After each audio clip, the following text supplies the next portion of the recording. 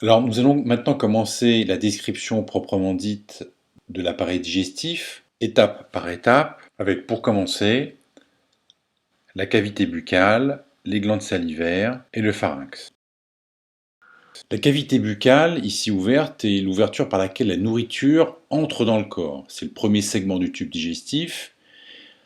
On distingue deux parties, la cavité buccale proprement dite et le vestibule entre les dents et la face interne des joues et des lèvres. La cavité buccale proprement dite est délimitée en avant et sur les côtés par l'arcade dentaire et en arrière par l'isthme du gosier formé par le pilier antérieur du voile se poursuivant par la luette qui la sépare de l'oropharynx. Les limites de la cavité buccale sont constituées en haut par le palais osseux et membraneux, en bas la langue et le plancher buccal, latéralement les joues.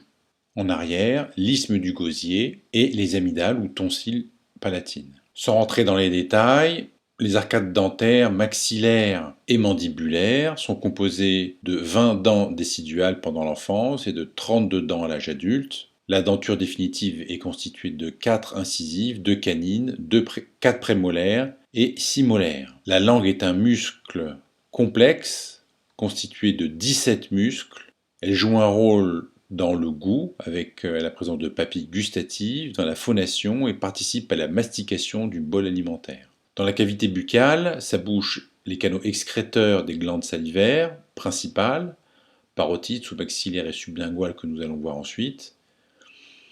Les fonctions de la cavité buccale sont l'alimentation, la communication avec la fonction de phonation. Il existe une quantité importante de bactéries dans la cavité buccale qu'on nomme le microbiote buccal. Et enfin, les maladies de la bouche sont traitées par les stomatologues. Alors vous devez être capable de reconnaître sur cette bouche ouverte la luette, le pilier antérieur du voile, l'amygdale palatine, le pilier postérieur et donc l'isthme du gosier qui est ici ouvert. Les glandes salivaires produisent la salive. Il s'agit du liquide qui baigne la bouche. Il s'agit d'une sécrétion exocrine. Le rôle de la salive est d'humidifier les muqueuses de la partie supérieure de l'appareil digestif. La salive participe aux premières étapes de la digestion, facilite la progression des aliments du pharynx jusqu'à l'ésophage. Enfin, la salive joue un rôle de défense contre l'organisme. Il existe deux types de glandes salivaires, des glandes salivaires accessoires microscopiques qui tapissent la muqueuse buccale et les glandes principales macroscopiques réparties en 3 paires de glandes. Les glandes sublinguales déversent la salive dans la bouche par l'intermédiaire de canaux qui s'abouchent sous la langue. Les glandes submandibulaires déversent la salive dans la bouche par le canal de Wharton qui se draine en sublingual de part et d'autre du frein de la langue. Enfin, les glandes parotides sont les plus volumineuses glandes salivaires. Elles sont situées en arrière et à cheval sur la branche montante de la mandibule, au-dessous et en avant des oreilles, dont on voit ici le conduit auditif externe, et elles vont déverser leur salive au niveau de la face interne de la joue par le canal de Sténon qui s'abouche en regard de la deuxième molaire supérieure. Alors, globalement, les glandes parotides forment une sorte de prisme triangulaire avec un versant antérieur en regard de l'articulation temporomandibulaire, un versant postérieur en regard du conduit auditif externe, une face antérieure qui est moulée sur la mandibule et une face externe recouverte par le plan musculo-aponeurotique superficiel du cou. Le canal de Sténon comprend 3 parties. Une partie qui émerge au niveau d'un prolongement antérieur de la parotide, dans le dédoublement de l'aponévrose du muscle masséter, environ 1 cm en dessous du processus zygomatique. Dans la région génienne, il se coude en avant du corps adipeux de la joue. Il va perforer le muscle buccinateur et s'ouvrir en regard du collet de la deuxième molaire supérieure. On dit qu'il se projette sur une horizontale passant par le tragus de l'oreille et le bord inférieur de l'aile du nez. Cette glande est très importante par ses rapports, notamment le nerf facial, à l'origine des mimiques de la face, de plexus veineux et surtout aussi de l'artère carotide externe et du nerf auriculo-temporal. La glande parotide peut être le siège d'un adénome, qui, s'il est retiré, entraîne un risque de paralysie faciale par lésion du nerf facial. Enfin, il peut y avoir une inflammation de la parotide, notamment lors des oreillons. Alors voici quelques illustrations montrant d'une part l'abouchement du canal de Sténon. Alors on pourrait vous demander, d'après vous, de quelle glande salivaire pathologique s'agit-il sur ces deux photographies? Les glandes salivaires peuvent être le siège de formation de lithiases qui vont donc se déverser dans la bouche. Vous voyez ici une lithiase coincée à la terminaison du canal de Wharton, de part et d'autre du frein de la langue. Alors pour décrire le pharynx, je vais reprendre cette planche du cours sur l'appareil respiratoire, montrant cette coupe sagittale de la tête et du cou. Nous mettrons de côté les fosses nasales, mais nous pouvons simplement signaler la présence des fibres nerveuses du nerf olfactif, captant les signaux chimiques des odeurs. Ceci joue un rôle indirect dans la digestion, mais néanmoins important, car ces signaux sensoriels nous permettent de sentir ce que nous mangeons, et d'autre part d'activer la salivation. Alors, le pharynx est un conduit musculo-membraneux allant de la base du crâne jusqu'à l'ésophage. Ses fonctions sont multiples du fait qu'il est situé au carrefour aérodigestif. Il joue un rôle dans la déglutition, mais aussi dans la respiration, dans la phonation et dans l'audition. Il est situé donc au carrefour aérodigestif entre les voies aériennes qui se poursuivent en avant par le larynx et les voies digestives en arrière. Il y a donc un croisement au niveau du pharynx. Le pharynx a grossièrement une forme de demi-gouttière appliquée contre le rachis cervical entre la base du crâne jusqu'à la vertèbre C6. C'est un conduit qui est toujours béant et qui présente trois segments. Le nasopharynx en arrière des choanes contient notamment les trompes auditives, communication avec l'oreille moyenne. Il existe aussi les tonsilles pharyngiennes ou végétation, et sa paroi inférieure est constituée par le voile du palais et la luette. L'oropharynx est en arrière de l'isthme du gosier et communique donc avec la cavité buccale. Il est limité en haut par le voile du palais, en bas par la base de la langue. Enfin, le laryngopharynx communique en avant avec l'orifice supérieur du pharynx. Vous voyez ici en coupe le cartilage épiglottique qui va se refermer au moment d'une déglutition de manière à protéger les voies aériennes supérieures. L'innervation du pharynx est complexe, elle est sensitivo-motrice et assurée par les nerfs crâniens, 5e, 9e, 10e et 12e paires crâniennes. Finalement, la déglutition après une période de mastication se fait en plusieurs étapes. Premièrement, une fermeture de la bouche. La langue va ensuite se coller au palais. Les muscles du voile vont fermer les choanes. La glotte va être fermée par l'abaissement de l'épiglotte. Et le bol alimentaire va pouvoir rentrer dans l'ésophage. Alors, c'est ce que nous allons pouvoir voir sur cette vidéo, montrant un processus de déglutition filmé avec un endoscope placé immédiatement au-dessus du cartilage épiglottique. On reconnaît ici l'ésophage en arrière, dans lequel va passer le bol alimentaire, et le cartilage épiglottique, ici qui, vous voyez, va se refermer pour protéger le larynx. On peut, en allant plus bas, descendre maintenant dans l'ésophage.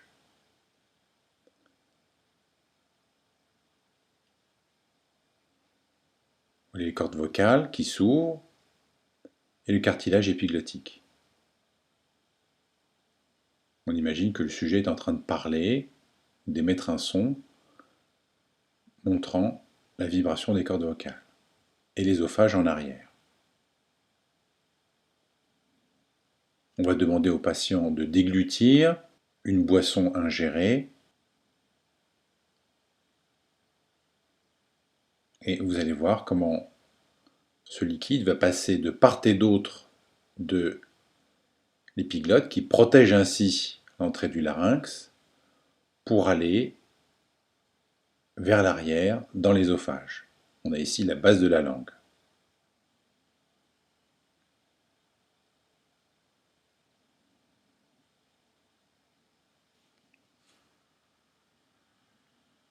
L'endoscope, cette fois-ci, pénètre dans l'ésophage et va donc traverser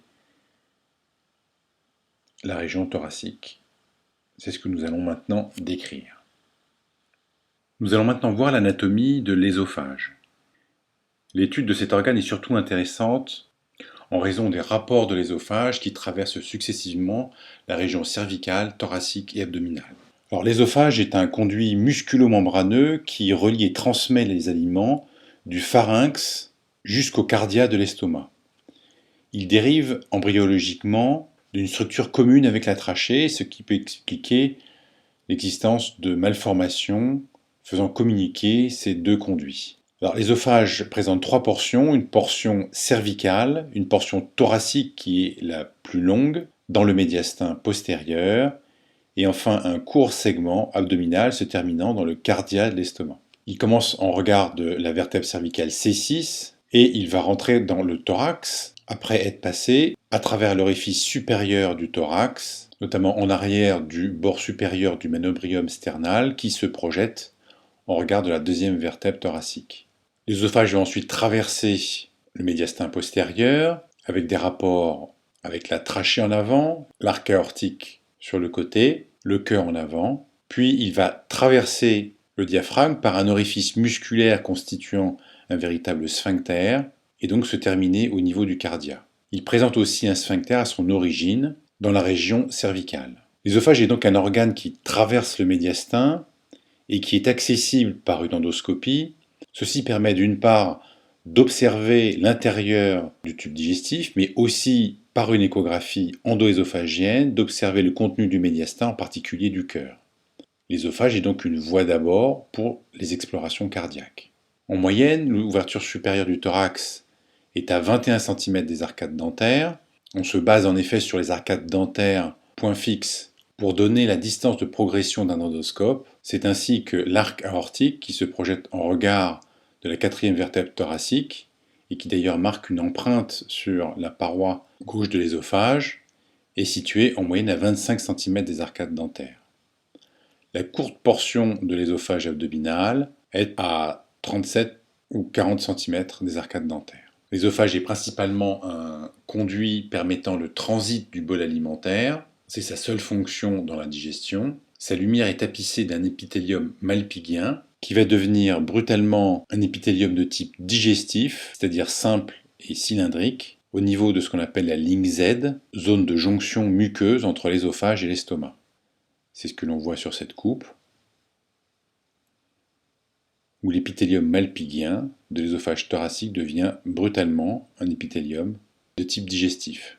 Nous allons maintenant étudier les rapports de l'ésophage lors de son passage dans la région thoracique puis abdominale. Pour cela, nous allons étudier une vue antérieure et des vues latérales droite et gauche du médiastin en apposant successivement les organes entrant en rapport avec l'ésophage.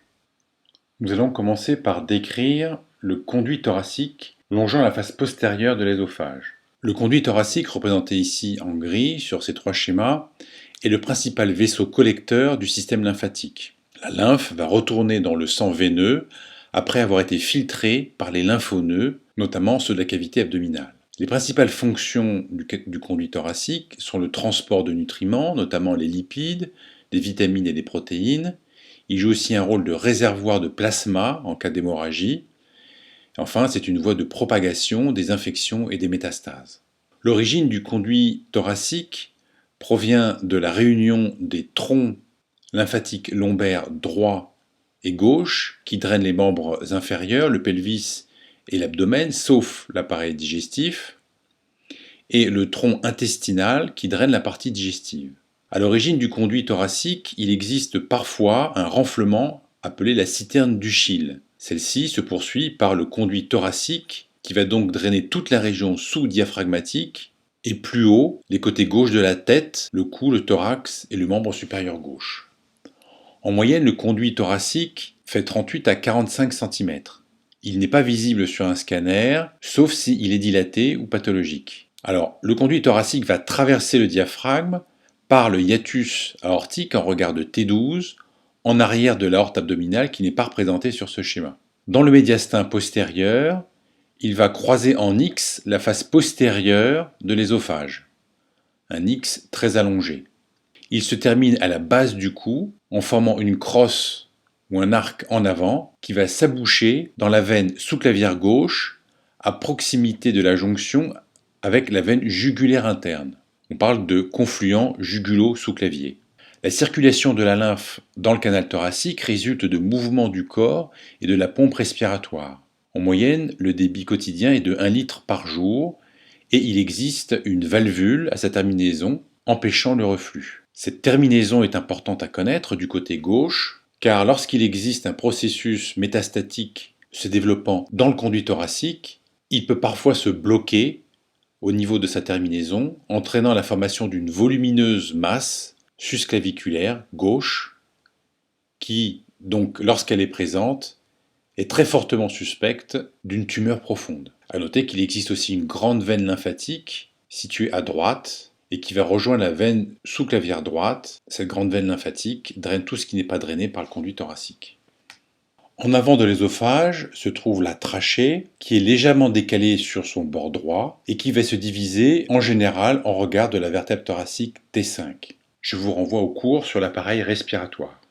En arrière de l'ésophage et faisant suite à l'arc aortique, on trouve l'aorte thoracique descendante. Cette aorte thoracique descendante va croiser en X allongé, un peu comme le conduit thoracique, la face postérieure de l'ésophage pour se terminer par l'aorte abdominale en regard de la vertèbre T12. Vous voyez donc que l'aorte thoracique va longer très progressivement d'abord le bord gauche, puis la face postérieure de l'ésophage et enfin le bord droit. Pour bien comprendre la disposition de ces conduits, nous allons revenir sur une coupe qui a été étudiée dans le cadre de l'appareil cardiovasculaire, montrant l'ésophage croisé par en arrière par l'aorte thoracique et on retrouve ici le conduit thoracique. Vous voyez que l'ésophage est écrasé en quelque sorte entre la masse cardiaque et les autres éléments du médiastin postérieur et l'on peut, par une échographie endo-ésophagienne,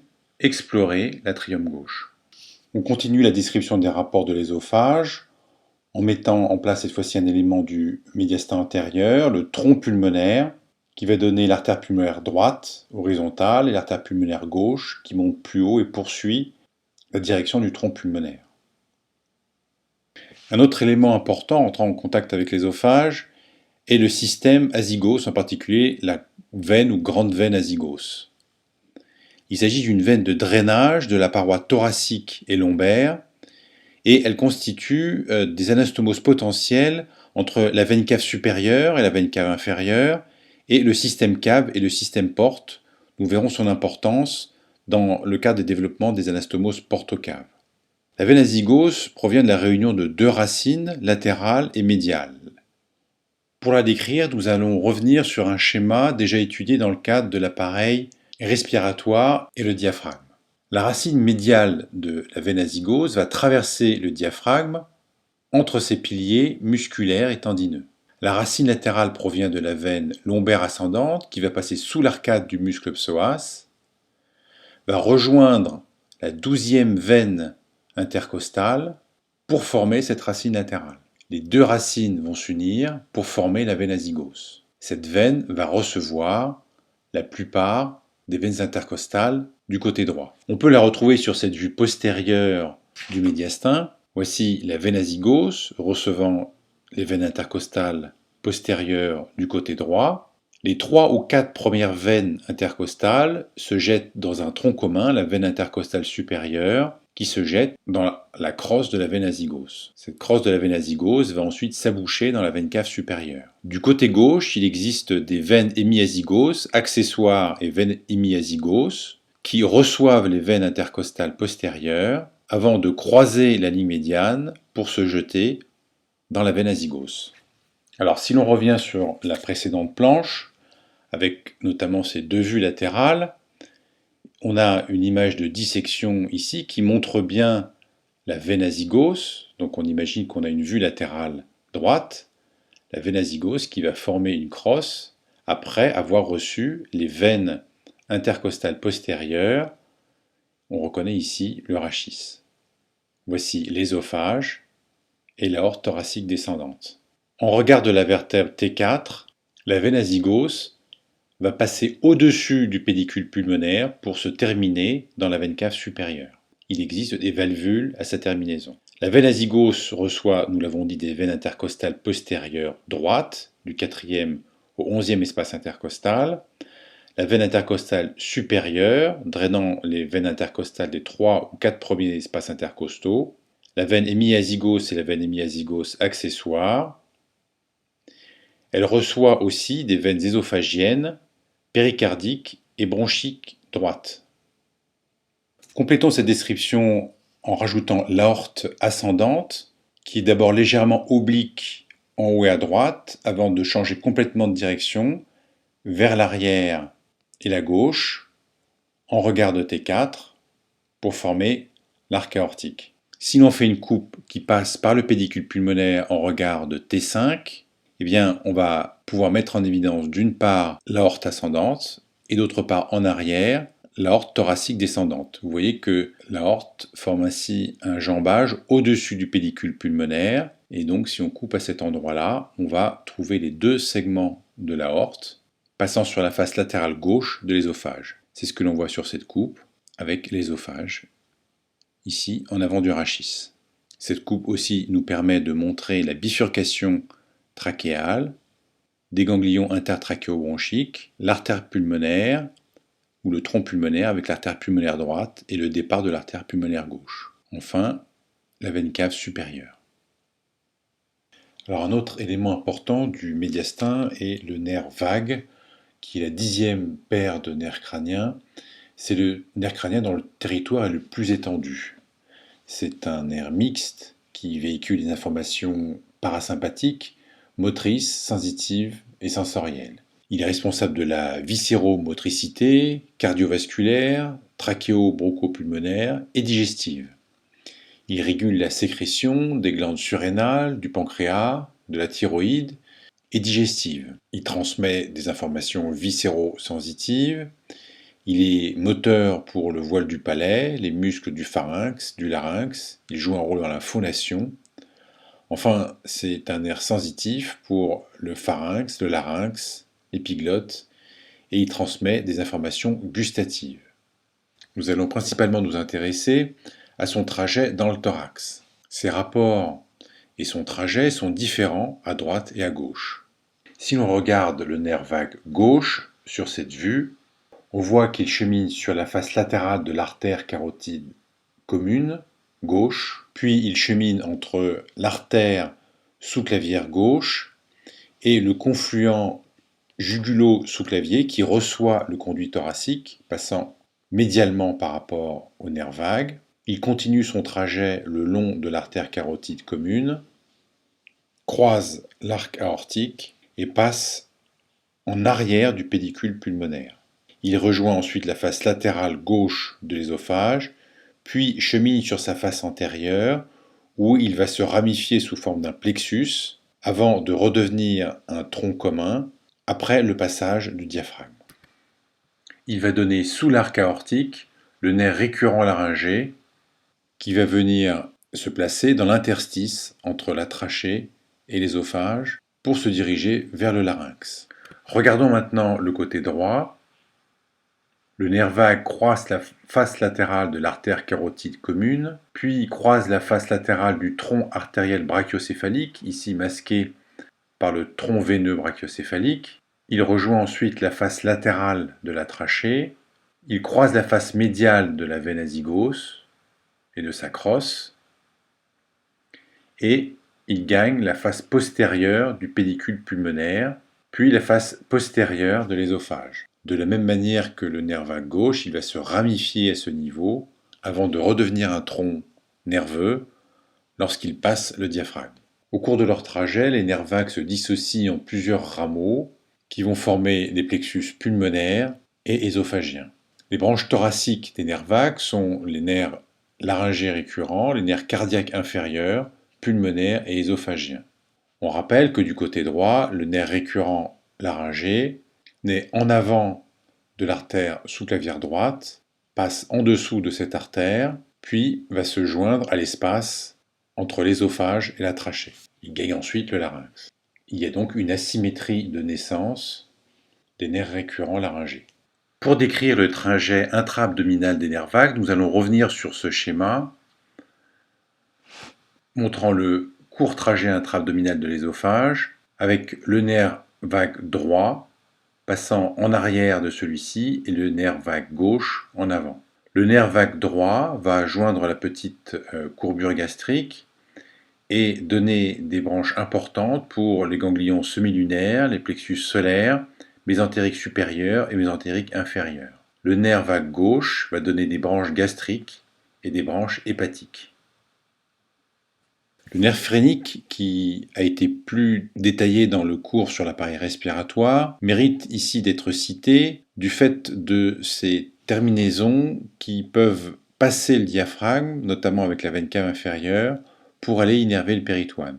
Le nerf phrénique est principalement le nerf moteur du diaphragme, mais il présente aussi un contingent de fibres sensitives pour le péritoine. C'est ce qui explique qu'une irritation péritonéale puisse être à l'origine de symptômes respiratoires comme le hoquet ou entraîner des douleurs dans le territoire du dermatome C4, d'où naît le nerf phrénique, c'est-à-dire des douleurs au niveau de l'épaule. Enfin, on peut compléter cette étude des rapports de l'ésophage en plaçant le pédicule pulmonaire et la masse cardiaque et en rajoutant les coupes anatomiques passant par les vertèbres T4, T5 et T8, montrant les rapports de l'ésophage tels que nous venons de les décrire. Il est important de connaître ces coupes et de savoir les dessiner, notamment avec les rapports que j'ai indiqués sur chacun de ces schémas. Nous reverrons ces coupes à chaque description d'un élément du thorax. L'estomac est un organe creux permettant de stocker les aliments et d'amorcer leur digestion, puis de les délivrer progressivement dans le duodénum. La production d'acide chlorhydrique est une fonction spécifique de l'estomac. Nous voyons ici la projection de l'estomac sur le cadre osseux, ici l'estomac isolé, et enfin nous reprendrons cette vue péropératoire d'un prélèvement multi-organes avec le schéma correspondant. Vous voyez que l'estomac a globalement une forme de J avec une petite courbure et une grande courbure. Il est situé dans la cavité péritonéale et dans l'étage susmésocolique. Il occupe l'hypochondre gauche et est caché partiellement par le lobe gauche du foie. La petite courbure gastrique se projette en regard des vertèbres T11 et T12. Les dimensions de l'estomac varient en fonction des individus et du repas. En moyenne, il mesure 25 cm de long, 10 à 15 cm de large et peut contenir jusqu'à 4 litres de nourriture.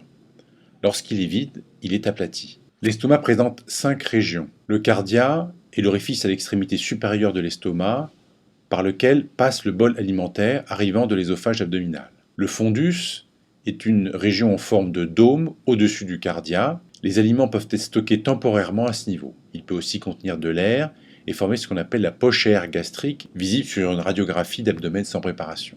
Le corps est la principale zone de l'estomac, c'est le lieu de la décomposition des aliments. L'antre pylorique est une zone rétrécie faisant suite au corps, c'est un lieu de stockage des aliments décomposés avant d'être déversés dans le duodénum. Avant cela, les aliments doivent passer par une zone rétrécie, entourée par un sphincter, c'est le pylore, avec le sphincter pylorique, qui contrôle la vidange du contenu gastrique vers le duodénum. On décrit l'angle de His à la jonction œso-gastrique, qui forme une sorte de valve empêchant le reflux gastrique acide vers l'ésophage. En effet, l'ésophage n'est pas protégé contre l'acide chlorhydrique produit par l'estomac et il est donc important d'avoir un mécanisme anti-reflux. Voici une gastroscopie, c'est-à-dire une endoscopie digestive passant par la bouche, permettant d'observer l'intérieur de l'estomac et de montrer notamment la présence des sillons gastriques qui favorisent le passage des liquides et qui ralentissent les aliments pour qu'ils puissent être digérés par les enzymes gastriques. Donc, les fonctions de l'estomac sont de digérer les aliments mastiqués dans la bouche et apportés par l'ésophage. La durée d'une phase de digestion gastrique est de 3 à 7 heures grâce à la présence d'enzymes digestives, des protéases et de l'acide chlorhydrique contenu dans les sucs gastriques. La durée d'une phase de digestion gastrique est de 3 à 7 heures. Pendant cette phase, agissent des enzymes digestives, notamment des protéases, et l'acide chlorhydrique contenu dans les sucs gastriques. Pour une digestion idéale, le pH de l'estomac doit être compris entre 1,5 pendant la nuit et 5 en début de digestion. Les enzymes gastriques fonctionnent donc à pH acide.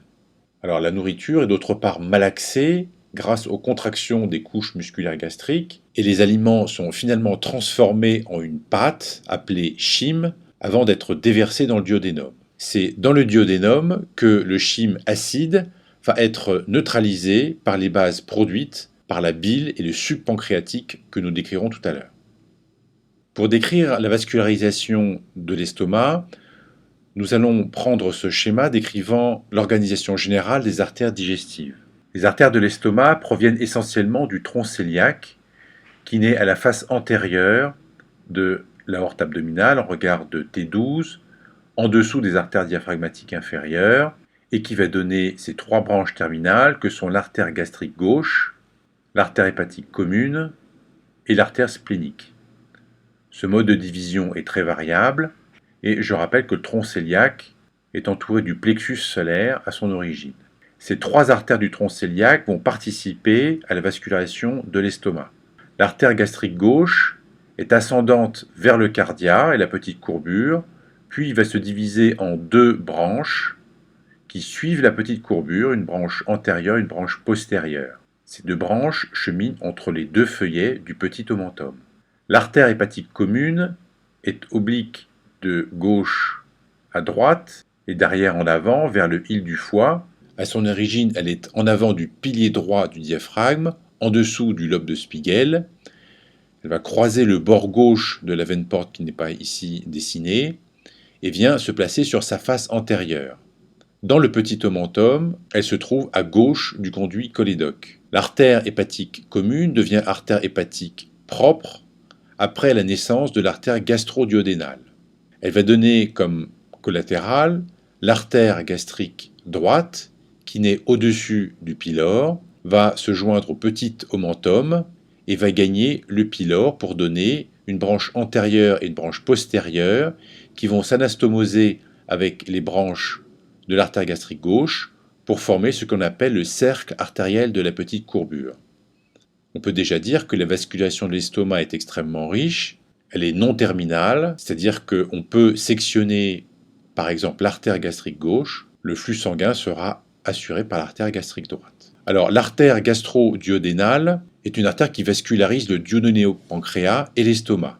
Elle donne l'artère pancréatico-duodénale supérieure et postérieure, l'artère pancréatico-duodénale supérieure et antérieure, et l'artère gastro-omentale qui chemine en arrière du premier duodénum, à la surface antérieure du pancréas, puis vient rejoindre la grande courbure de l'estomac et va s'anastomoser avec l'artère gastro-omentale gauche, qui est donc une branche de l'artère splénique. On a ainsi constitué le cercle artériel de la grande courbure. A noter que l'artère splénique va donner des artères pour la face postérieure de l'estomac, qu'on voit ici en transparence, l'artère gastrique postérieure, et elle va aussi donner des vaisseaux courts pour la région du fundus et la grande courbure gastrique. Ces vaisseaux courts empruntent l'épiplomb gastro-splénique. A noter qu'il existe des groupes ganglionnaires ou des lymphonoeux à l'origine de chaque artère naissant du tronc cœliaque. La vascularisation lymphatique de l'estomac va donc suivre en sens inverse les artères digestives. Le cancer de l'estomac est un cancer très lymphophile avec un taux de métastase ganglionnaire généralement élevé.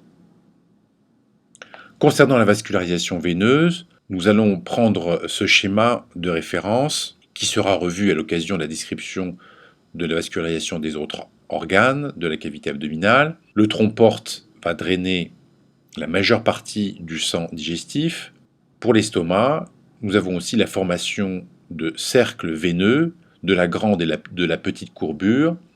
Le cercle veineux de la petite courbure va rejoindre soit la veine gastrique gauche qui va se joindre à la veine porte, soit la veine gastrique droite qui rejoint elle aussi la veine porte. De la même manière que nous avions des artères gastro-épiploïques ou gastro-omentales pour la vascularisation de la grande courbure, eh bien, nous avons au niveau de l'estomac des veines gastro-omentales gauche et veines gastro-omentales droite qui vont former un cercle veineux de la grande courbure. la veine gastro-omontale gauche retrouve ou se jette dans la veine splénique à gauche, et la veine gastro-omontale droite va rejoindre le tronc veineux gastrocolique de Henle qui se jette dans la veine mésentérique supérieure. Concernant l'innervation de l'estomac, celle-ci est sous contrôle d'un système nerveux pariétal propre, rythmant les contractions, c'est une sorte de pacemaker physiologique, et ce système nerveux intrinsèque est modulé par des systèmes parasympathiques et sympathiques, le système parasympathique étant principalement constitué des nerfs vagues. Le système sympathique ralentit le péristaltisme intestinal de manière générale, alors que le système parasympathique augmente les sécrétions digestives et le péristaltisme intestinal. L'un des traitements qui était réalisé il y a de nombreuses années pour l'ulcère gastrique était la section partielle ou complète des nerfs pneumogastriques afin de supprimer la sécrétion acide de l'estomac. Cette intervention n'est maintenant plus réalisée. Alors à l'aide de cette planche, nous allons aussi pouvoir commencer à décrire les rapports de l'estomac, en particulier les rapports antérieurs, et nous décrirons les rapports postérieurs sur la planche suivante. Vous voyez ici que l'estomac est partiellement recouvert par le lobe gauche du foie et la partie inférieure du grille costal gauche. On reconnaît d'ailleurs sur cette vue péropératoire le bord antérieur du foie, que je montre ici. Ce bord antérieur du foie dépasse très légèrement vers le bas le bord inférieur du grille costal ici, que l'on voit de chaque côté, après que les 4 volets pariétaux aient été réclinés latéralement. Sur ce schéma, le foie a été récliné vers le haut, donc on imagine que sur cette dissection, on peut mettre un écarteur pour récliner le bord antérieur du foie, de manière à dégager l'épiplomb ou petit épiplomb, ou encore petit omentum, qu'on imagine à peu près à ce niveau, et dans lequel vont se trouver les éléments du pédicule hépatique, la veine porte en bleu, l'artère hépatique et le canal cholédoque. Une fenêtre de péritoine a été réséquée de manière à voir ces éléments qui sont situés en avant de l'entrée de la bourse mentale, celle-ci se poursuivant en arrière du petit omentum et de l'estomac. À noter sur cette photo que l'estomac est un peu plus bas que d'habitude. Faisant suite à la grande courbure de l'estomac, se trouve le grand omentum qui va passer en avant du côlon transverse et d'ailleurs unir la grande courbure à celui-ci. Alors sur cette planche, nous allons voir les rapports postérieurs de l'estomac, puis à l'aide de ces 2 coupes, récapituler l'ensemble de ces notions. Alors je rappelle qu'on peut dessiner un rachis assez facilement avec les repères que nous avons déjà donnés dans un autre cours. La vertèbre L3 est au sommet de la lordose lombaire, si bien qu'on a l'habitude de représenter les processus transverses de manière horizontale, avec ceux du haut obliques vers le bas et ceux du bas obliques vers le haut. Les 2 dernières côtes sont ici représentées avec un angle d'environ 45 degrés avec le rachis et une terminaison qu'on a l'habitude de représenter au niveau de la vertèbre L2. On peut donc maintenant placer sur ce rachis l'estomac avec les organes avoisinants. On rappelle que la petite courbure gastrique est en regard des vertèbres T11, T12. Le pylore et le premier duodénum sont en regard de L1. Alors nous allons décrire l'ensemble des éléments vus sur ce schéma et voir leur disposition sur ces 2 coupes. La première coupe passe par T12, c'est-à-dire qu'elle passe par le tronc cœliaque. La deuxième coupe passe par L1, donc par l'origine de l'artère mésentérique supérieure. On retrouve le tronc cœliaque qui va donner l'artère gastrique gauche, l'artère hépatique, l'artère splénique.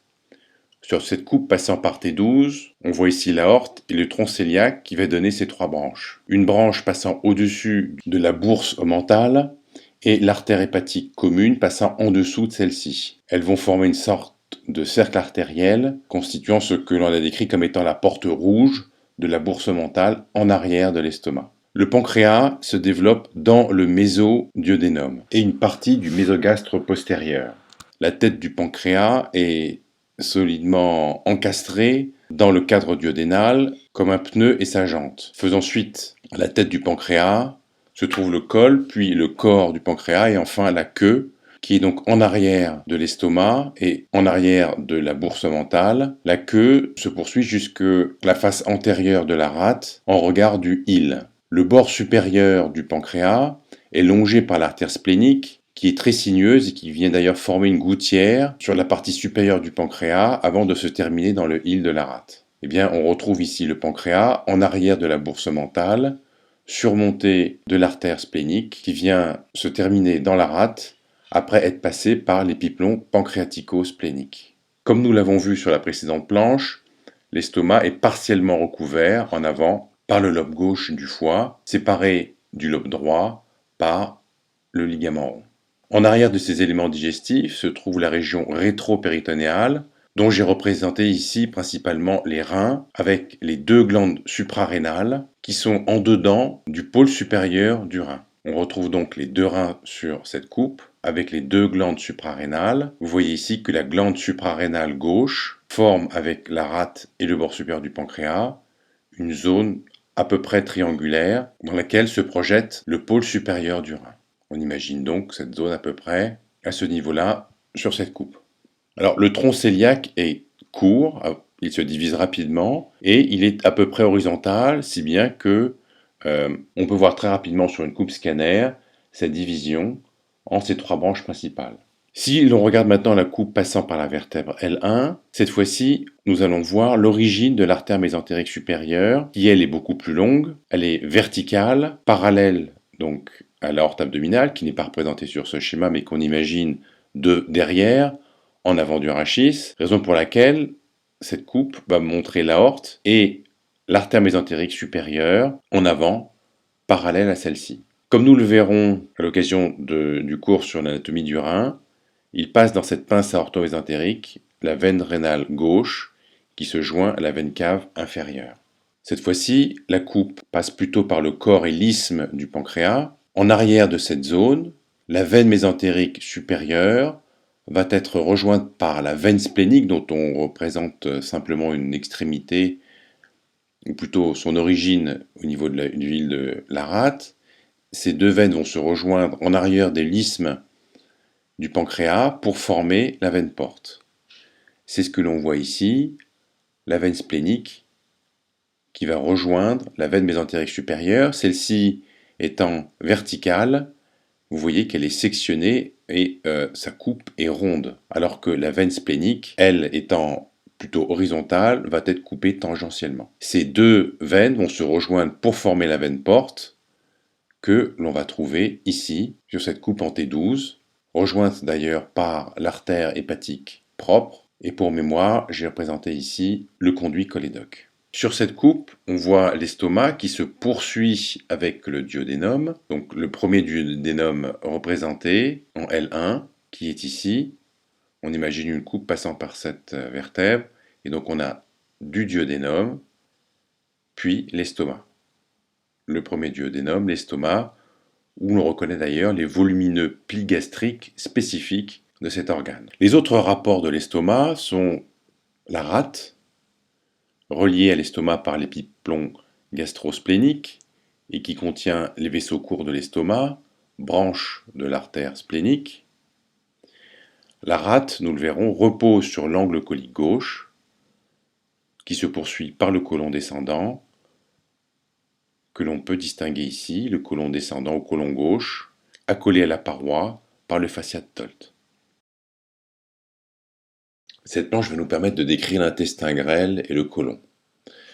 Nous avons ici le schéma précédemment décrit, avec l'estomac, mais qui va ici nous permettre de décrire le cadre duodénal et une partie du côlon. J'ai retiré sur ce schéma l'intestin grêle à partir de l'angle duodéno-jéjunal jusqu'à son abouchement dans le cæcum. Le côlon transverse et le côlon sigmoïde ont été retirés, mais on voit ces parties manquantes sur le schéma de droite, avec le côlon transverse qui est relevé vers le haut de manière à voir l'intestin grêle avec sa vascularisation, et nous voyons aussi le sigmoïde avec son méso.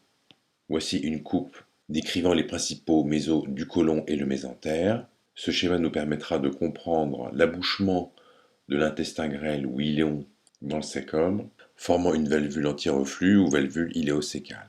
Alors, l'intestin grêle est la partie de l'appareil digestif située entre l'estomac et le côlon. C'est un segment extrêmement long qui peut atteindre jusqu'à 8 mètres. Il présente trois segments, un segment fixe et rétropéritonéal, le duodénum, qui se poursuit avec deux segments mobiles intrapéritonéaux et péritonisés, le jéjunum, sectionné ici, puis l'iléon. La majorité des composants alimentaires transitant dans l'intestin grêle subissent une digestion et sont absorbés vers les vaisseaux sanguins ou lymphatiques de l'intestin. C'est donc une zone fonctionnelle majeure de l'appareil digestif. Sa surface interne présente des plis circulaires, à la fois muqueux et sous-muqueux, avec des villosités et des microvillosités qui augmentent la surface d'absorption intestinale. La muqueuse intestinale, formée de couches circulaires internes et longitudinales externes, assure la progression du bol alimentaire par des contractions de type péristaltique que nous avons vues précédemment. Alors, le duodénum est le segment initial de l'intestin grêle et il fait suite à l'estomac après le pylore. Le duodénum constitue en quelque sorte un déversoir du contenu gastrique, mais aussi des sécrétions biliaires et pancréatiques. Il a une forme de C qui entoure la tête du pancréas, un peu comme un pneu d'une jante. Il entoure aussi les vertèbres L2, L3. Cet organe est considéré comme rétropéritonéal du fait de l'accolement du mésoduodénum. Il mesure grossièrement entre 20 et 25 cm de long et présente quatre parties. Le premier duodénum est horizontal, il fait suite au pylore. Il se poursuit par le deuxième duodénum qui est vertical, longe le bord droit du rachis lombaire de L1 à L4. Le troisième duodénum est horizontal, il est en avant la vertèbre L3, puis le quatrième duodénum est ascendant, il se termine à l'angle duodéno-jéjunal en regard de L2. D1 et D2, c'est-à-dire le premier et le deuxième duodénum, forment un angle droit appelé genu superius.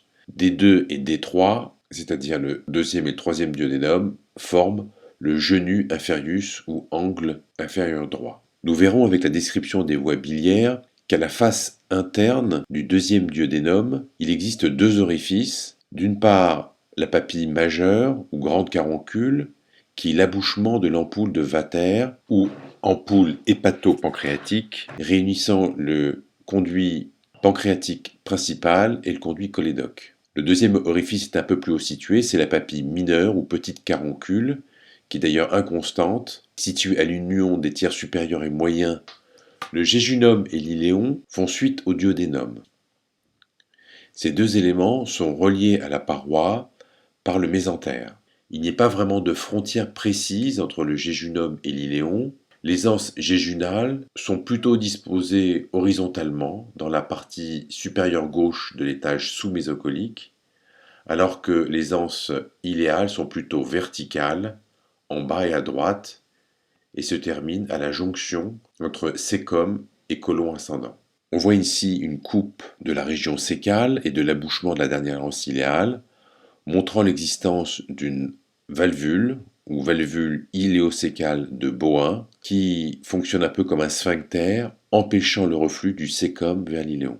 Comme nous l'avons dit précédemment au moment du chapitre sur l'embryologie, les anses jéjunales et iléales sont mobiles et reliées à la paroi postérieure par le mésentère représenté ici en vert. Le mésentère contient les vaisseaux mésentériques supérieurs qui vascularisent le côlon droit, ce sont les branches qui naissent du bord droit de l'artère mésentérique supérieure, et l'intestin grêle, ce sont les branches qui naissent du bord gauche de l'artère mésentérique supérieure. Je rappelle que cette artère mésentérique supérieure se termine en regard d'un éventuel diverticule de Meckel. Le mésentère a grossièrement une forme d'éventail qui s'explique par le fait que la longueur totale de l'intestin, dont on a dit qu'elle pouvait atteindre jusqu'à 8 mètres, est très nettement supérieure à la racine d'insertion du mésentère, représentée ici en pointillé. Cette racine du mésentère a une forme de ligne brisée en trois segments. Elle commence en haut à l'angle duodéno-jéjunal, croise le troisième duodénum, puis se dirige vers le bas et à droite et se termine au niveau de la jonction iléocécale. Si l'on fait une coupe passant par la tête du pancréas, nous allons voir successivement le côlon droit, qui est ici, le deuxième duodénum, qui est ici, la tête du pancréas, qui est ici, les deux vaisseaux mésentériques supérieurs, veines et artères, la masse d'intestin grêle représentée ici, et enfin le côlon gauche, relié à la paroi par son mésocôlon. On voit que l'artère mésentérique supérieure va donner des branches pour la gauche, pénétrant dans le mésentère et formant des arcades mésentériques de premier ordre, de deuxième ordre, de troisième ordre, de quatrième ordre, puis des vaisseaux droits qui vont joindre le bord mésentérique de l'intestin grêle pour s'anastomoser avec les branches voisines et vasculariser l'intestin grêle. L'artère mésentérique supérieure donne aussi des branches du côté droit qui vont aller dans le mésocôlon droit pour aller vasculariser le côlon. On a l'artère colique supérieure droite, colique moyenne et l'artère iléocolique qui va notamment vasculariser le cécum et l'appendice, nous la décrirons plus tard. Alors, pour terminer cette description de la vascularisation de l'intestin grêle, nous pouvons reprendre ce schéma général des artères digestives. L'artère mésentérique supérieure est une artère extrêmement importante, dérivant de l'artère omphalo-mésentérique, vascularisant la portion de l'intestin dérivant de l'anse ombilicale. Elle vascularise la presque totalité de l'intestin grêle, le cécum, le côlon ascendant et la partie droite du côlon transverse. Elle vascularise aussi le pancréas et parfois une partie du foie. Elle naît en regard de L1 sous le tronc cœliaque et présente un trajet qui va être d'abord rétro-pancréatique. Immédiatement après sa naissance, elle forme avec l'aorte la pince aortomésentérique dans laquelle se trouve la veine rénale gauche. Puis l'artère mésentérique supérieure passe en dedans de la tête du pancréas, à gauche de la veine mésentérique supérieure qui n'est pas représentée ici. Après avoir passé le pancréas, l'artère mésentérique supérieure pénètre dans le mésentère et va donner différentes branches. Une artère pancréatico-duodénale inférieure qui va venir s'anastomoser avec des artères pancréatico-duodénales provenant de l'artère gastro-duodénale pour former une sorte de cercle artériel autour de la tête du pancréas. Une artère pancréatique inférieure qui est inconstante, de même qu'une artère hépatique droite qui peut, dans 5% des cas, naître de l'artère mésentérique supérieure, ce qui peut jouer un rôle important en transplantation hépatique. Alors, globalement, l'artère mésentérique supérieure, comme nous l'avons dit, va donner des branches à droite pour le côlon droit et le côlon transverse, et des branches à gauche pour l'intestin grêle. Les branches intestinales forment des arcades de premier, deuxième, troisième, parfois jusqu'au quatrième ordre, d'où vont partir des vaisseaux droits, atteignant l'intestin par un bord défini comme bord mésentérique. Du côté droit vont naître l'artère colique supérieure droite, l'artère colique moyenne qui est inconstante et l'artère iléocolique. Celle-ci se dirige vers l'angle iléocécal et va donner deux branches pour le cécum, une branche antérieure et une branche postérieure. Une artère appendiculaire qui va passer en arrière de la jonction iléocécale, en arrière du cécum et se ramifier sur l'appendice. Cette artère chemine dans un repli péritonéal qu'on appelle le méso-appendice. Enfin, l'artère iléocolique va donner des branches pour le côlon et des branches pour l'intestin grêle qui vont venir s'anastomoser sur le bord mésentérique de l'intestin grêle et avec les autres artères coliques, formant ainsi une arcade bordante que l'on appelle l'arcade de Riolan. Cette arcade va se poursuivre plus ou moins loin sur le côlon transverse qui est ici sectionné pour aller s'anastomoser avec les artères coliques naissant de l'artère mésentérique inférieure. On a ici une arcade bordante tout le long du côlon qui va donc recevoir un apport à la fois de l'artère mésentérique supérieure et de la mésentérique inférieure. La mésentérique inférieure est beaucoup moins importante que l'artère mésentérique supérieure. On peut éventuellement la sectionner et préserver la vascularisation du côlon qui sera alors entièrement assurée par l'artère mésentérique supérieure et cette arcade bordante. Concernant la vascularisation veineuse de l'intestin grêle, eh bien, elle se jette dans la veine mésentérique supérieure qui va recevoir des arcades veineuses de la même manière que l'on avait des arcades artérielles. La veine mésentérique supérieure va aussi recevoir des veines coliques droites. La veine mésentérique inférieure va se jeter dans la veine splénique pour former le tronc spléno-mésaraïque qui, en se joignant à la veine mésentérique supérieure, va former le tronc-porte. Notons pour terminer qu'il existe des lymphonoeux qui vont se situer à l'origine de chaque tronc artériel et veineux pour drainer l'ensemble de l'intestin grêle et du cadre colique. Le drainage lymphatique aboutit finalement au conduit thoracique. Alors reprenons ce schéma pour décrire maintenant le côlon. Le côlon est le segment du gros intestin situé entre la valvule iléocécale et le rectum. Il mesure en moyenne 2 mètres de long, 4 cm de diamètre et il peut contenir jusqu'à 1,8 litres.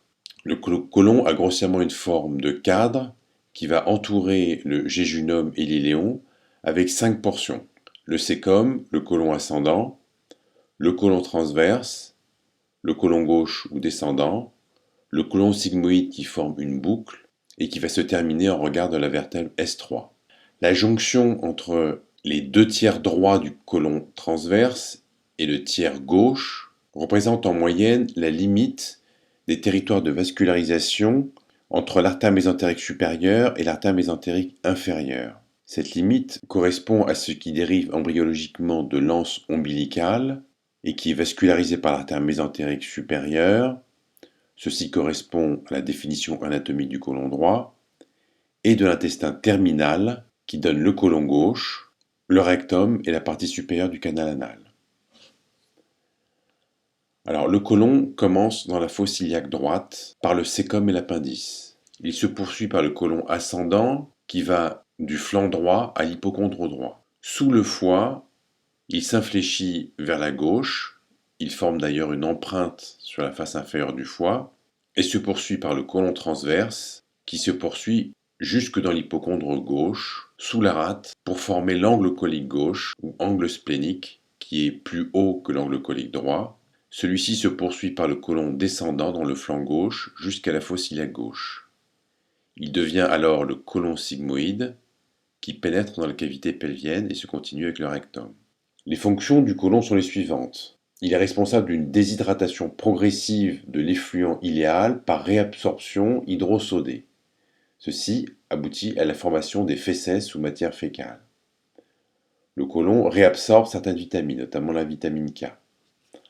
Enfin, il abrite le fameux microbiote intestinal qui assure des fonctions de fermentation permettant de récupérer l'énergie, notamment à partir des glucides non absorbés dans le grêle. Les fonctions du microbiote intestinal commencent seulement à être connues. Il pourrait jouer un rôle dans de nombreuses fonctions vitales.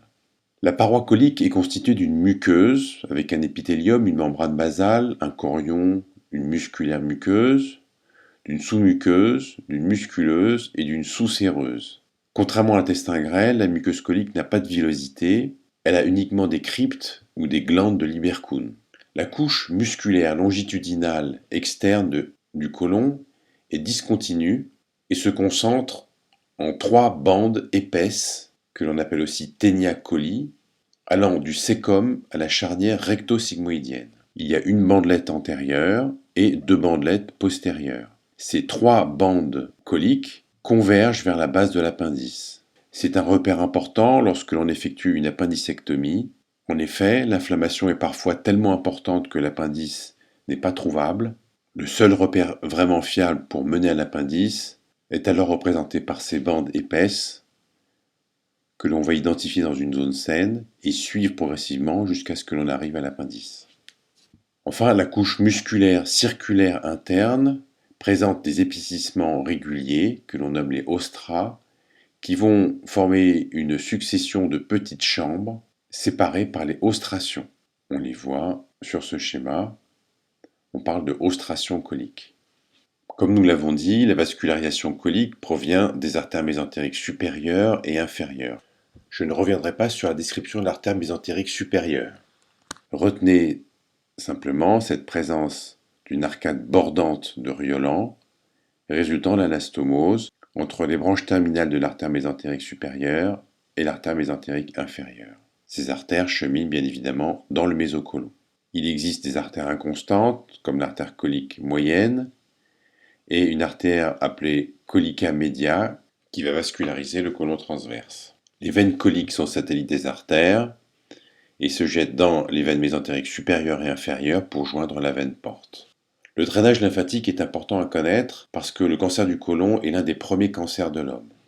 Il existe 3 groupes de lymphoneux le long des artères jusqu'à leur origine. Des lymphoneux épicoliques au contact de la paroi intestinale, se poursuivant par des lymphoneux paracoliques au contact de l'arcade bordante, puis des lymphoneux intermédiaires le long des pédicules, principaux à l'origine des artères coliques, et enfin centraux, c'est-à-dire autour de l'aorte et de la veine cave inférieure.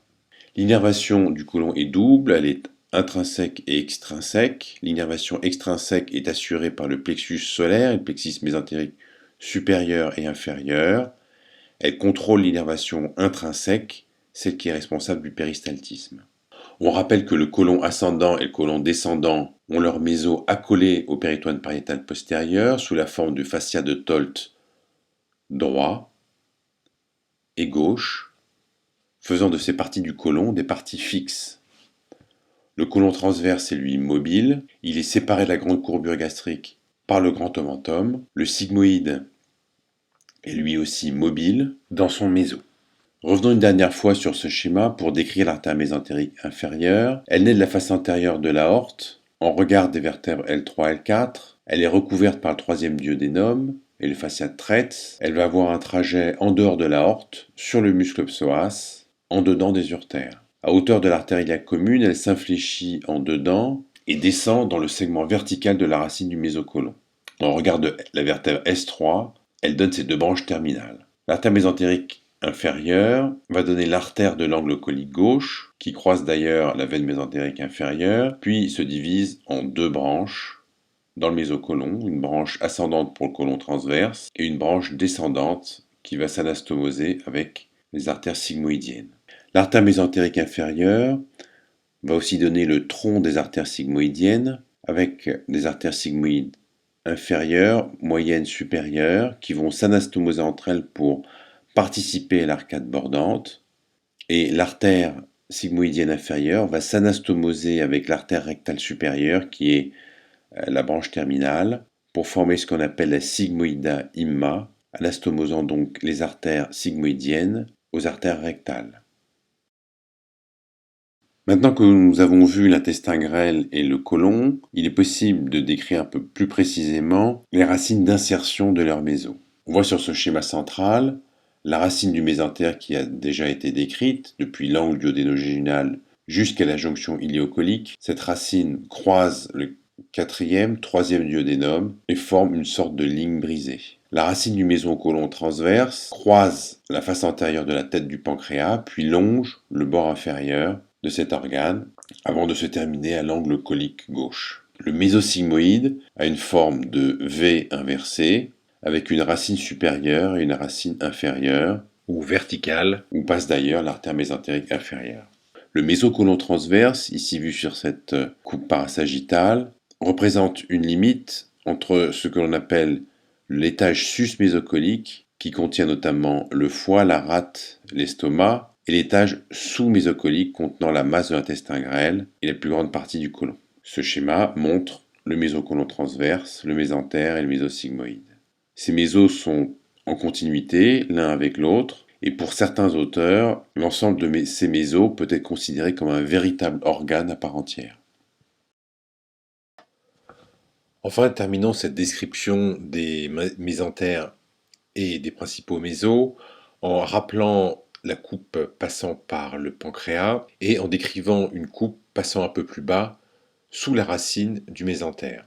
Cette coupe passant par la tête du pancréas va passer successivement par le côlon droit ou ascendant, le 2e duodénum, qui est ici la tête du pancréas, les vaisseaux mésentériques supérieurs, dont on ne voit ici que l'artère, l'angle duodéno-jéjunal et en arrière, le côlon descendant. On retrouve ces organes et le péritoine qui les entoure, en particulier le mésentère et le mésocôlon droit, qui sont tous les deux reliés à l'artère mésentérique supérieure. Le mésocôlon gauche a une racine différente et est donc représenté à distance.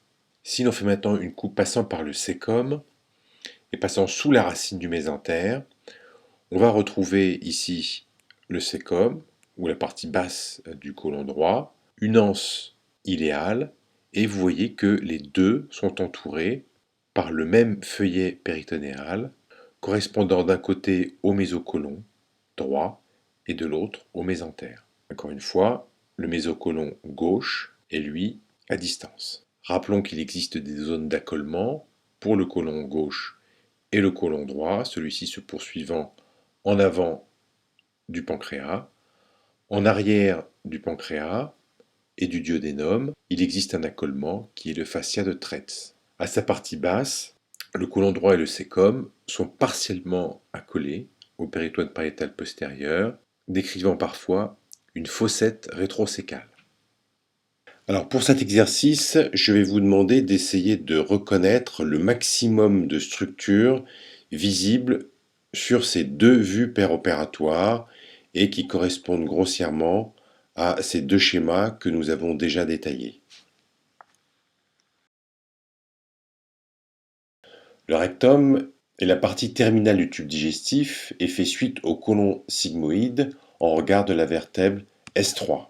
Nous avons ici une coupe sagittale chez l'homme et chez la femme et une coupe frontale valable dans les deux sexes. Donc le rectum commence en regard de la troisième vertèbre sacrée. Il va ensuite épouser la concavité sacrée avant de changer complètement de direction pour former le cap anal, se poursuivant par le canal anal.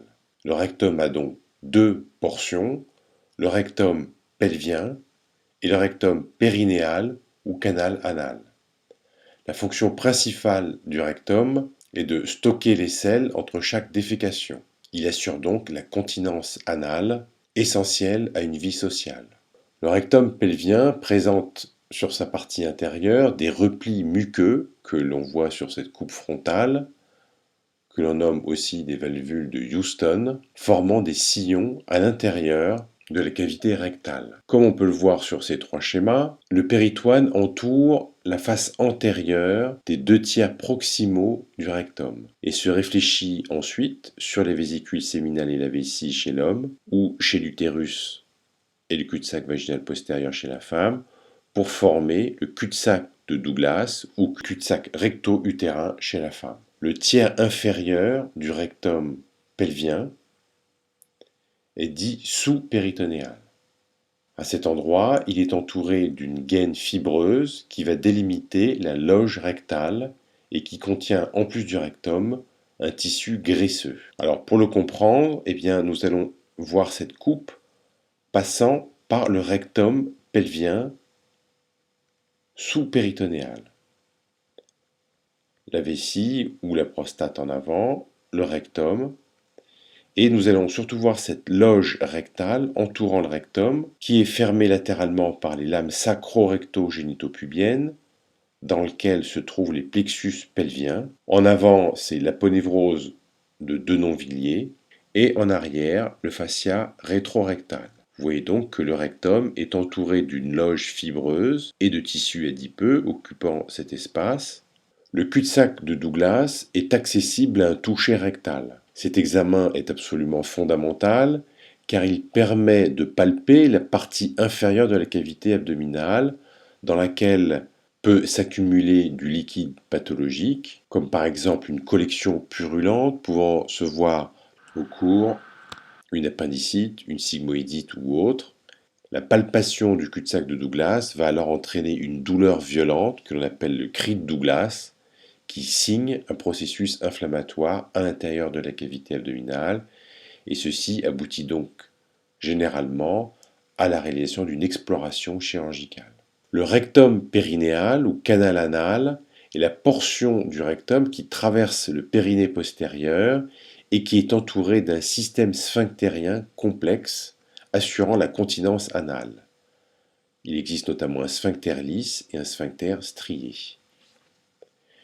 Le rectum périnéal est une zone de transition entre la muqueuse du rectum pelvien, qui est de type glandulaire, digestive, liberculienne, et l'épithélium malpighien kératinisé de la peau du périnée. Il y a donc à ce niveau-là une zone de transition entre ces deux muqueuses qui tapissent la face interne du rectum. Le canal anal forme un angle d'environ 70 degrés avec le rectum pelvien et cette angulation est liée à la présence du muscle élévateur de l'anus qui, en se contractant, va ramener tous les organes vers le haut et l'avant de manière plus marquée chez la femme du fait de la présence de la cavité vaginale. Le canal anal se projette sur la ligne bi-ischiatique chez la femme et un peu en arrière chez l'homme. On imagine ici la branche ischio-pubienne, l'épine ischiatique et la tubérosité ischiatique. Alors regardons maintenant ce schéma à plus fort grossissement pour décrire les replis muqueux de la paroi interne du canal anal. Cette paroi peut être divisée en deux par une ligne que l'on appelle la ligne pectinée. Cette ligne pectinée est constituée par une succession de replis semilunaires que l'on appelle les valvules anales. Ces valvules anales limitent des récessus nommés les sinus anaux ou les cryptes de Morgani, au fond desquels s'ouvrent les glandes anales dont la fonction est de lubrifier le canal pour le passage des matières. Ces zones peuvent être à l'origine de la formation d'abcès qui sont amenés à se fistuliser à l'extérieur, entraînant ce qu'on appelle une fistule anale. Alors voici un exemple de fistule anale que l'on peut observer une fois le canal anal dilaté par cet appareil.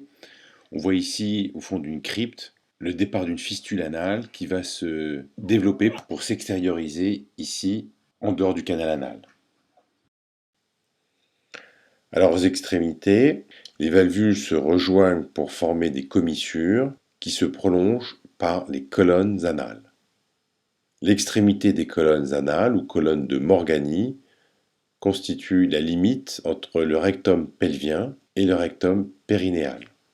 En dessous de la ligne pectinée se trouve une zone intermédiaire ou zone lisse dont la limite inférieure est la ligne anocutanée.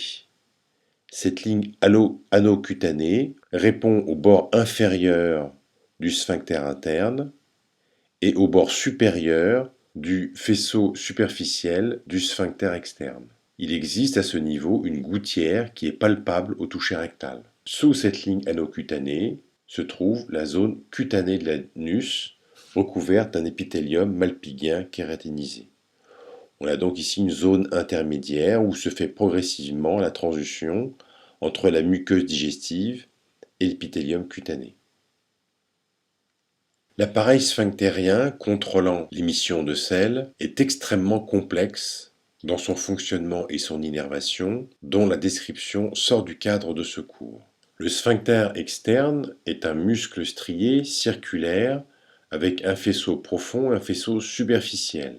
Le faisceau superficiel ou sous-cutané est immédiatement sous la peau de la marge anale. Le faisceau profond est très nettement intriqué avec des fibres provenant du faisceau puborectal et pubo-anal du muscle élévateur de l'anus. En arrière, le sphincter externe est amarré sur le noyau fibreux central du périnée et sur le ligament anococcygien. Enfin, l'appareil sphinctérien est complété du muscle longitudinal de l'anus, qui est un manchon musculo-fibreux issu du fascia pelvien, du muscle élévateur de l'anus et de fibres musculaires du rectum, qui vont traverser les sphincters et se terminer sur la peau. Le muscle longitudinal de l'anus est responsable du réflexe de corrugation, c'est-à-dire de plissement de la peau anale.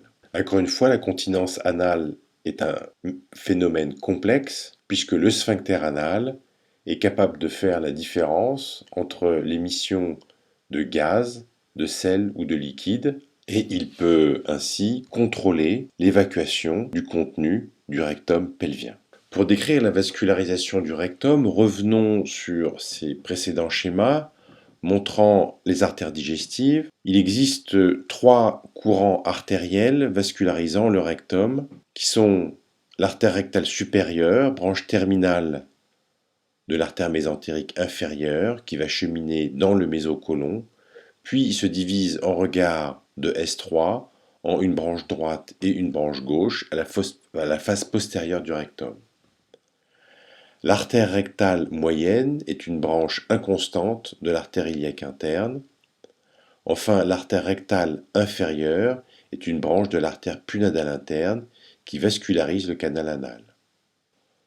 Concernant la vascularisation veineuse, elle suit à contre-courant la vascularisation artérielle et par conséquent la partie supérieure du rectum est drainée par les veines rectales supérieures. Les veines rectales moyennes et inférieures se jettent dans la veine iliaque interne via la veine punadale interne pour les veines rectales inférieures. Le drainage lymphatique du rectum se fait vers des lymphonoeux de la région inguinale, des lymphonoeux iliaques internes ou mésentériques inférieurs. L'innervation végétative du rectum provient du plexus pelvien et mésentérique inférieur. Le sphincter strié est innervé par le nerf punadal et une branche du plexus punadal ou nerf rectal inférieur. La fréquence normale des exonérations est entre 2 par jour et 3 par semaine. Le poids moyen des selles varie entre 100 et 200 grammes par jour. Et enfin, la couleur normale est brune en raison du métabolisme bactérien colique de la bile. Alors pour terminer ce cours, voici une image d'IRM, ou plutôt une séquence obtenue à l'aide d'une IRM dynamique, alors qu'on demande à une patiente de déféquer. Vous reconnaissez ici le pubis, la vessie, le vagin et le rectum en arrière, avec le rectum pelvien et le canal anal qui, vous voyez, vient de s'ouvrir pour laisser passer les matières fécales. On constate que les efforts de poussée abdominale se répercutent sur l'ensemble des organes pelviens qui restent maintenus par le muscle élévateur de l'anus. Le rectum périnéal reste relié en arrière par le ligament anococcygien et fixé en avant au centre tendineux du périnée sur lequel vient s'appuyer le rectum, mais d'ailleurs aussi le reste des organes pelviens, lors de ces efforts de poussée. On voit sur cette IRM que par moment le sphincter s'ouvre pour laisser passer les matières fécales.